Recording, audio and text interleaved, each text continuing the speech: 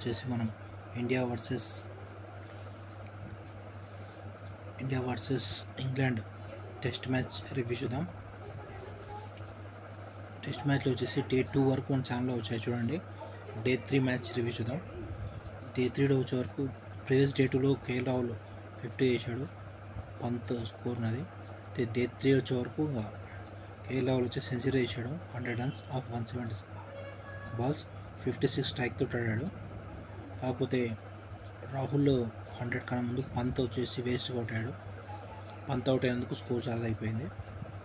Pant run out waste తీసుకున్నాడు 74 రన్స్తో కూడా. 74 రన్స్తో run out అయ్యాడు. నెక్స్ట్ బ్రేక్ తర్వాత రాహుల్ కూడా ఎప్పుడే అవుట్ అయ్యాడు, కేఎల్ రాహుల్ కూడా సెంచరీ చేసిన తర్వాత. అయితే ఇక్కడ వీళ్ళు అవుట్ అయ్యే వరకు స్కోరింగ్ ఎక్కువ అవకాశం లేకుండా పోయింది. నితీష్ రెడ్డి వచ్చేసి 30కి అవుట్ అయ్యాడు. వాషింగ్టన్ సుందర్ వచ్చేసి 23కి అవుట్ అయ్యాడు. ఆకాష్ దీప్ వచ్చేసి ఒక 6 కొట్టాడు, 7కి అవుట్ అయ్యాడు. ఆకాష్ దీప్ అప్పుడు ఆ రివ్యూస్ వచ్చేసి ఎంపైర్ వచ్చేసి రాంగ్ డెసిషన్ తీసుకున్నారు 2 times. ఎల్బిడబ్ల్యూ 2 times రివ్యూ తీసుకున్నారు.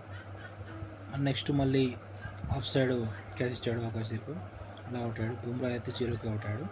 ఇట్లా స్కోర్ వచ్చేసి 387 సేమ్ ఇంగ్లాండ్ స్కోర్ వేసింది. నెక్స్ట్ బ్యాటింగ్ వచ్చేసి 1 ఓవర్ ఇంగ్లాండ్కి 1 ఓవర్ బ్యాటింగ్ ఉండే, 1 ఓవర్లో 2 runs కొట్టారు. ఇప్పుడు 4th డే చూడాలి. 4th 5th డే సేమ్గా ఫ్రెష్గా స్టార్ట్ అయినట్టు ఉంటుంది. ఒకవేళ ఇండియా వచ్చేసి వాళ్ళు తొందర అవుట్ చేస్తే ఇక ఈవినింగ్ సెకండ్ సెషన్ 30 వరకు వాళ్ళకి 250 లోపు కంట్రోల్ చేస్తే, బౌలింగ్ బాగా చేస్తే అప్పుడు ఇండియాకి విన్నింగ్ ఛాన్సెస్ ఉంటాయి. చూద్దాం బౌలింగ్ ఎలా చేస్తారో ఈరోజు. బుమ్రా ప్లస్ వికెట్స్ ఎవరికి చాలా పడతాయి. మ్యాక్సిమం బౌలింగ్ అయితే టైట్ చేయాలి. ఇండియా కంబ్యాక్ కావాలంటే వాళ్ళు 250 లోపే అవుట్ చేయాలి. చేసి రేపు మధ్యాహ్నం వరకు ఇండియా మ్యాచ్ అయిపోతే అప్పుడు విన్నింగ్ ఛాన్స్ ఉంటుంది ఇండియాకి. Subscribe to my channel to see the cricket test match reviews.